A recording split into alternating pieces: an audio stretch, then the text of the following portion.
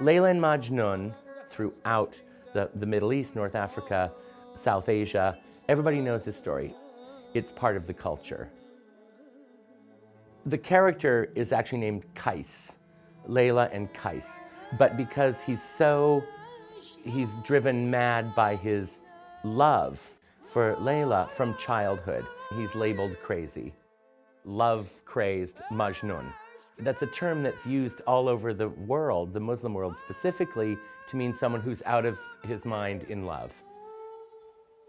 About a decade ago, I was asked by Mr. Yo-Yo Ma, the renowned cellist and founder of the Silk Road Ensemble, to come and listen to a concert that they were working on with the very, very great Azerbaijani singer Alim Kasimov.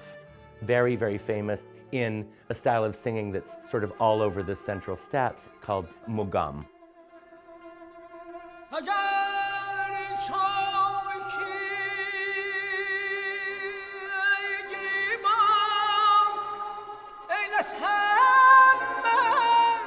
It's a very, very passionate, very strictly controlled improvisational form of traditional music. Mr. Kasimov and Mr. Ma met to try and find a way to bring Layla and Majnun to a larger audience by making it shorter, and it's just with two singers, Alim and his daughter Fergana, who's a very, very great singer in her own right. And Yo-Yo said, we would love to turn this into a presentation, a stage show with dancing and production values. And my first meeting was, thank you so much, the concert was great, I am the right person to do this, but I'm not going to, I'm not interested. So, over a few years, they worked on it to become a very concise 1-hour sequence. And it turned out that I loved it. The poetry, which I read first of all, led me to look at incredible Mughal and Persian miniature paintings. There are many that are very, very great scenes from their lives. I actually read the poems every time we have a rehearsal. Howard Hodgkin, the very, very great English painter. We've been friends for 20 years maybe. He has collected miniature paintings, Mughal mostly, for many, many years.